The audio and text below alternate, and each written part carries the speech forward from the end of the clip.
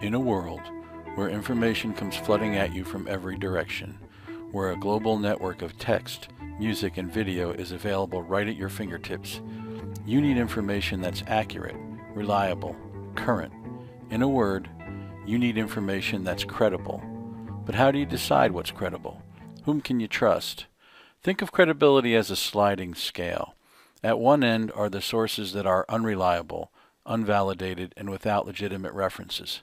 At the other end of the scale are resources from people with credentials, information that can be validated, and references that are reliable. Let's take a look at this challenge using an example that's been in the news recently. No doubt you've seen the reports of reanimated corpses attacking and eating people. But from where have you been getting your information? Is it the tabloids, blogs, academic journals, the mass media? Mass hysteria. What do they think? We're imagining all this? Shut up! How do you know what resources are better than others? The eastern third of the nation is being committed by creatures who feast upon the flesh of their victims. Well, no matter what your resource, one of the first questions you should ask is, who's the author? Who wrote it or said it? What are their credentials? What makes them an authority? Are they considered an expert on the topic?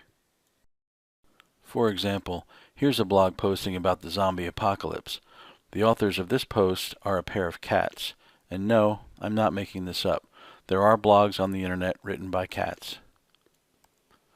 Here's another blog post. Immediately I see some things that allow me to gauge the credibility. First, this blog is from the United States Centers for Disease Control and Prevention. Second, there is a link where I can read about the author and check his level of expertise. It turns out this post is written by an Assistant Surgeon General and a leader in the CDC's Office of Public Health Preparedness and Response. Much better credentials than a cat.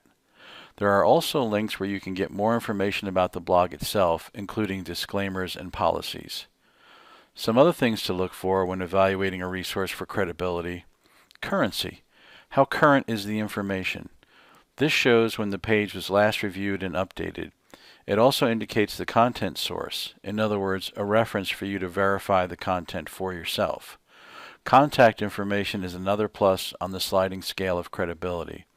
So these are all features that I'll look for in other resources as well. Generally speaking, government resources, whether published documents or online ones, are good, credible resources. They also tend to be good sources of statistics and data. A search of the web will bring up a variety of resources. This document has some good features, but lacks others that help establish credibility. For example, here we see the purpose of the document and that the authors are affiliated with some prestigious universities.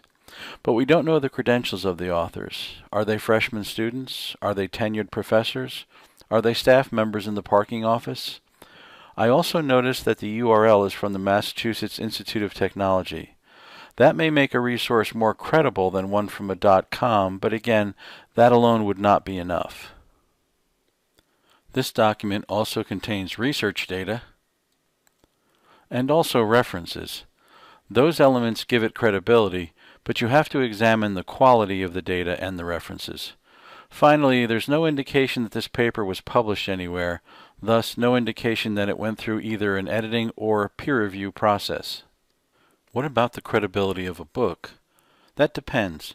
For example, there's a difference between a research-based scientific study and a celebrity biography.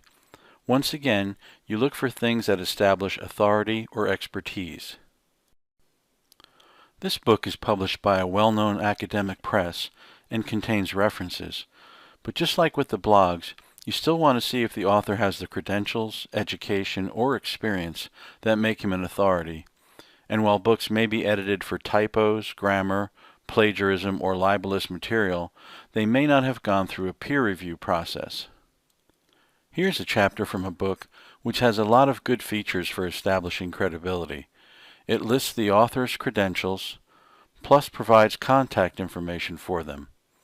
It shows us the names of the editors, and contains research data and references.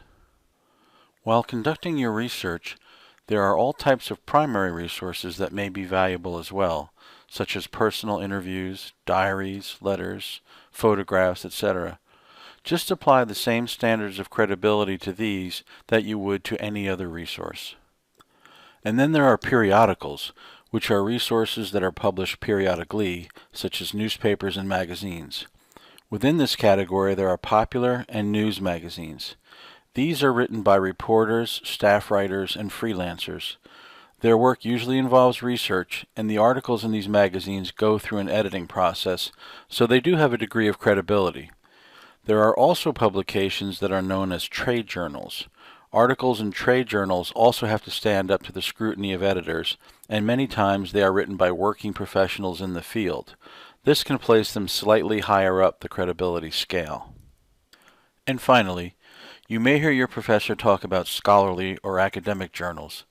These resources are generally considered to be at or near the top end of the credibility scale because the articles are written by experts in their fields and they have gone through a peer review process. Articles in scholarly journals tend to be specialized. For example, if you were researching migratory patterns of the undead, or you wanted to know where to find the best escape routes, you might consult the journal Social and Cultural Geography. Nursing students may be more interested in the Journal of Clinical Nursing's article on the nurse's role in a zombie epidemic. This covers such topics as immediate limb amputation in the case of a bite from an infected host, or decapitation in the event of reanimation. You can study clinical findings in the Lancet or symptoms and incubation period in the British Medical Journal. As you would expect, these scholarly journals contain the elements for establishing good credibility, such as author credentials, contact information, and references. And no, once again, I'm not making this up. So when writing a research paper, you want to make sure that your sources are credible. Ask yourself if the information can be verified. Are there other sources that corroborate it? In other words, ask the question, according to whom? How current is the information? Could it be important if the information has been revised or updated? Is the information from a primary or secondary source? Is the author an individual or a group of people? What qualifies them to be writing about this topic?